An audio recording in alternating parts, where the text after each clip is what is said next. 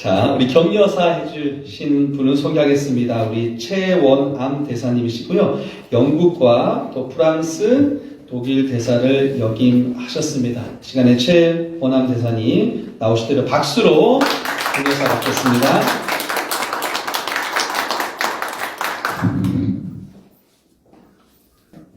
반갑습니다. 제가 감기 기운이 있어서 좀 목이 쉬었는데요. 좀 이해해 주시고요.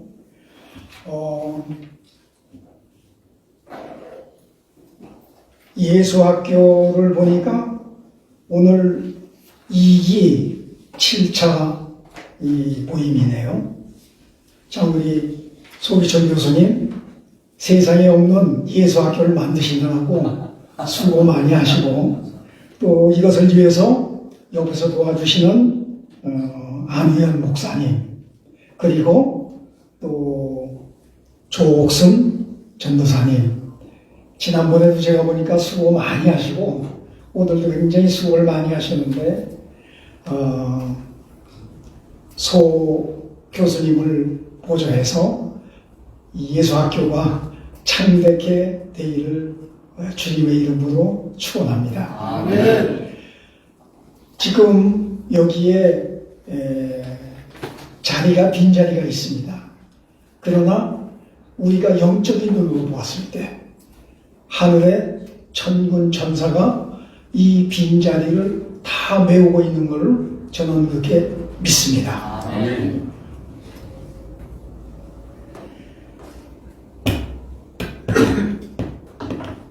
요즘 우리나라에서 문제가 심각하게 되는 문제들이 몇 가지가 있는데 저출산 문제, 그 다음에 또 하나는 이제 통일 문제. 요즘은 의사 선생님들이 뭐 대목을 하겠다 그래가지고 또 의료 문제가 심각하게 되고 있는데 이것은 잘 해결될 걸로 그렇게 생각하고 오늘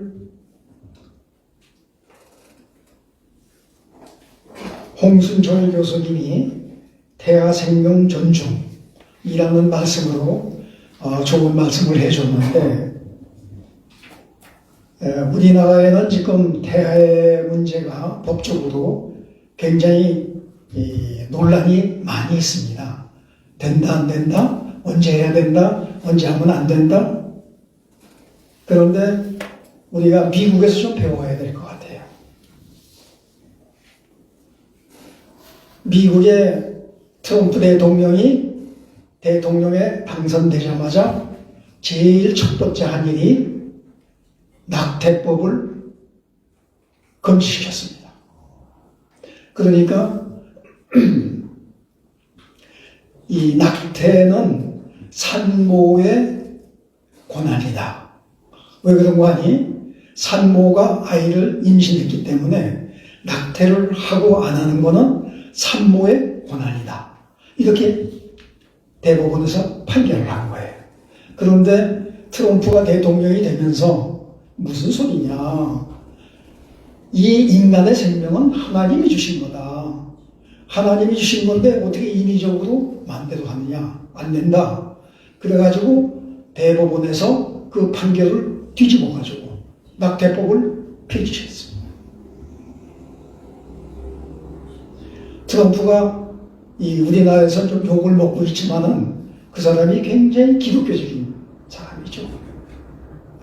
그리고 그걸 보면서 또 한 가지 생각나는 것이 1961년 미국 대통령이 존 케네디가 대통령이 당선됩니다. 존 케네디가 당선되면서 첫 번째 서명한 법안이 교회 학교를 의무적으로 할 필요가 없다. 그 이전까지는 교회 학교는 반드시 성경 공부를 하게 돼 있었어요. 그런데 케네디가 대통령 되면서 의무적으로 안 해도 된다고 법을 바꿨어요. 이 연세 많으신 목사님들은 다 기억하실 겁니다. 그리고 또 클린턴 1990년에 대통령이 됐죠. 대통령이 되고 제일 먼저 서명한 법이 기억하시나요? 군대에서 군인들 동성연애해도 된다. 다 민주당 대통령한테. 근데 트럼프는 뒤집어 가지고 잘 아시겠지만은 저희들은 메리 크리스마스예요. 미국은 한때 메리 크리스마스를 못했습니다. 뭐라고 그랬나요? 해피 홀리데이 그랬어요. 아니 예수님이 탄생한 날인데 해피 홀리데이가 뭡니까? 그래가지고 트럼프가 대통령이 되고 그것도 바꿔놨어요. 요즘 메리 크리스마스 합니다. 이런 것을 보면서 우리가 참으로 미국으로부터 많은 것을 특별히 기독교적인 입장에서 우리들이 많은 것을 생각해야 되겠다. 이런 생각을 하면서 오늘 홍순철 교수님 대하의 생명 존중에 대해서 굉장히 감명 깊게 강의를 들었습니다.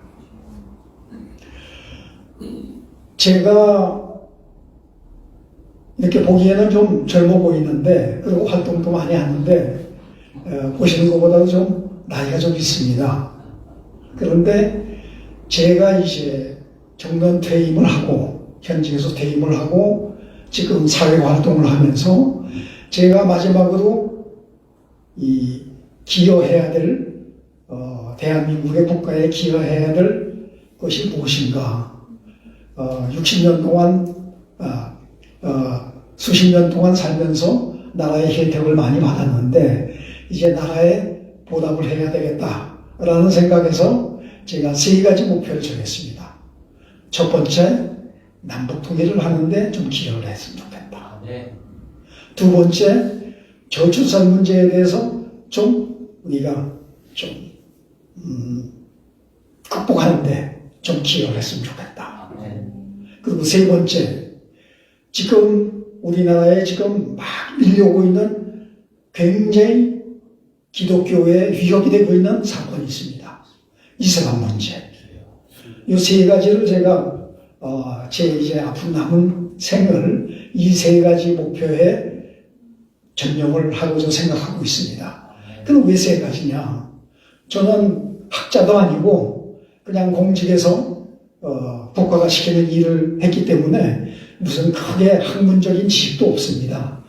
단지 이 3가지는 제가 외교관이라는 직책을 통해서 직접 그 일에 관여했고 경험했고 보고 듣고 느낀 그와 같은 3가지 일이 저하고 직접 경험한 일이기 때문에 감히 제가 할 수 있다라고 이렇게 생각을 하면서 그 3가지를 제 이제 인생 목표로 정했습니다. 첫 번째, 남북 통일. 1989년 11월 9일 동베를린 장벽이 무너졌습니다. 그것이 동서독 통일의 이제 시작이죠. 그런데 제가 베를린 장벽이 무너지던 1989년 9월 달에 주 베를린 총동사로 임명받아서 갔습니다. 제가 베를린에 간 지 2달 만에 베를린 장벽이 무너진 거예요. 그때 그걸 보면서 우리도 통일을 해야겠다. 제가 태생은 서울입니다만은 저희 부모님들은 이북입니다. 저희 처가도 이북입니다.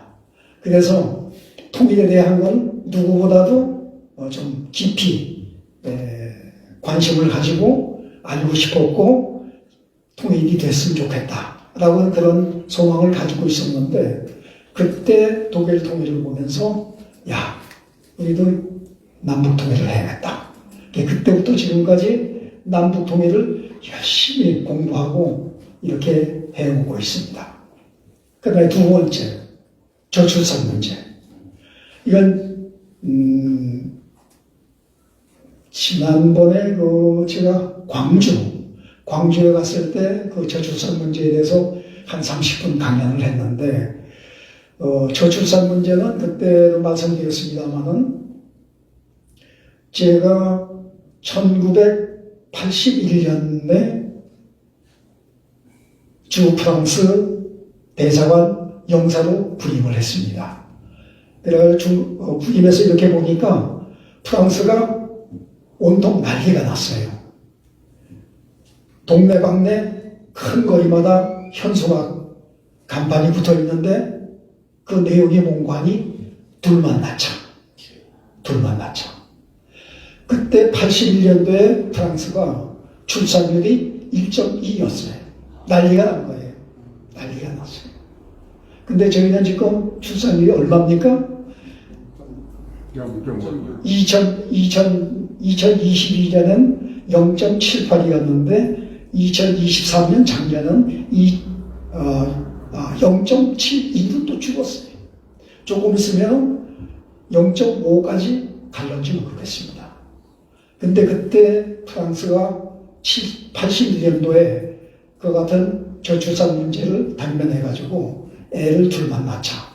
이렇게 이제 구호가 나왔는데, 대사관에서 하는 일이 잘 아시겠지만은 그 나라의 정치, 경제, 사회, 문화 이런 것들을 본부에 보고하는 것이 가장 업무의 중요한 중에 하나입니다. 그래가지고 그때 프랑스에서 문제가 됐던 저출산 문제, 이것을 제가 거기에서 그 업무를 담당해서 3년 동안 본부에다가 프랑스가 저출산 대책을 어떻게 하고 있는지, 어떻게 할 것인지에 대해서 보고를 했어요. 그래서 저출산 문제에 대해서는 그때부터 제가 관심을 갖기 시작했고, 실질적으로 국가가 유지하기 위해서는 합계 출산율이 2.1이 돼야 되는데 우리나라가 2.1이 깨진 것이 사실은 1995년입니다. 벌써 30년 전에 벌써 그게 깨졌어요. 그런데 우리는 딴 일이 바빠서 거기에 신경을 못 썼어요. 근데 지금 딱 박치고 보니까 0.72까지 떨어진 거예요. 그래서 프랑스에 있으면서 3년 동안 보고서를 내고 쭉 그 프랑스가 어떻게 저출산 문제를 해결해 가나 하는 것을 관심 있게 봤는데 이 나라가 실패를 했어요. 1980년부터 시작해가지고 저출산 대책으로 아이들 기저귀 사주고 유모차 사주고 병원에 가면 병원비 내주고 별걸 다 했는데 실패했어요. 그래서 할 수 없이 1990년까지 하다 안 돼서 2000년부터 이민을 받기 시작했습니다. 이민을 받는데 아랍 국가에서 이민을 받기 시작한 거죠. 그래서 그때부터 이제 프랑스에 있으면서 저출산 문제에 관여했기 때문에 저출산 문제에 대해서는 제가 직접 경험한 거 한번 해볼 수 있겠다. 그래가지고 프랑스는 실패하죠. 그래서 과거에 프랑스 식민지였던 알제리아, 모로코, 튀니시아, 리비아 등등 아랍 국가에서 이민을 받습니다. 그래서 1990년부터 이민을 받아가지고 2000년에 2.1이라는 이 목표를 10년 만에 달성을 합니다. 그런데 불행하게도 우리가 지금 잘 아는 것처럼 프랑스는 지금 이민온 이 이슬람 문제 때문에 종교전쟁, 사회적인 갈등 이런 것으로 해서 지금 프랑스가 굉장히 고생을 하고 있습니다. 그리고 세 번째로 이슬람 문제에 대해서 제가 이제 관심을 갖는 건 뭔가니 우리가 지금 여기 목회자님들 많이 계십니다만은 장로님들 계시고 일반적으로 우리나라의 그 기독교 교계의 이슬람에 대한 정서가 기독교는 사랑의 종교야, 용서의 종교야 이렇게 얘기하면서 모든 것을 다 포용하는 정도 이렇게 생각을 하십니다. 그래서 이 이슬람도 이거 우리가 포용을 해야 된다. 우리가 전도를 해서 그 사람들을 이렇게 포용을 해야 된다. 이렇게 생각하시는 분들이 많은데요. 저는 조금 생각을 달리합니다. 이슬람은 포용의 대상이 아닙니다. 포용할 수가 없습니다. 잘 아시겠지만은 신명기 7장에 보면은 모세가 가나안 땅을 나와가지고 에집트 노예 생활을 끝내고 가나안 땅 들어갈 때 이제 모세는 못 들어갑니다만 여호수아가 들어가면서 하나님이 명령을 합니다. 가나안 땅에 들어가면 7 족속이 있는데 7 족속을 다 진멸하라고 됐어요. 진멸하라고 그랬는데 어떻게 했습니까? 실패했죠. 진멸하지 못했죠. 결국은 그래서 사사시대가 오고 이 기독교가 굉장히 흔들리는데 그것이 지금까지 다윗과 블레셋 그 골기앗이 싸웠던 것이 그때 블레셋하고의 전투인데 지금도 이스라엘이 블레셋하고 싸우고 있지 않습니까? 다마스가 바로 하마스가 바로 블레셋 아닙니까? 블레셋이 지금도. 그래서 저는 그 이슬람을 2번을 보았습니다. 한 번은 아프리카 아이보리 코스트에서 근무를 했습니다. 거기서 2년 동안 근무하면서 아이보리 코스트가 이제 이슬람 국가거든요. 아이보리 코스트에서 그걸 보면서 이슬람 생활을 어떻게 하는지. 택시기사도요, 자동차 운전하다가 뒤에 손님이 있는데 그건 관계없이 딱 메카를 향해서 기도해야 될 시간 있으면 딱 차 세워놓고 카페트 딱 끌어다가 안고 무릎 꿇고 기도합니다. 그 정도로 무섭게 기도해. 그걸 보았고 또 한 번은 이란에 제가 근무를 했습니다.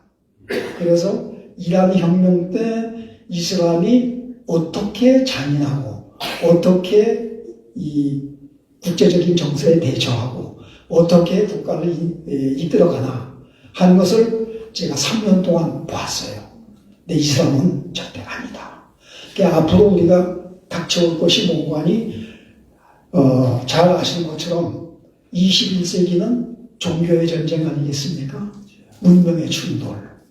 문명의 충돌인데 결국은 문명의 충돌이 종교 전쟁이다. 우리가 다 기억합니다만 21세기가 딱 시작하는 그 시점에 2000년 9월 11일 날 뉴욕의 쌍둥이 빌딩이 아랍인들에 의해서 공격을 받아가지고 쌍둥이 빌딩이 무너집니다. 그것이 이제 종교전쟁의 시작입니다.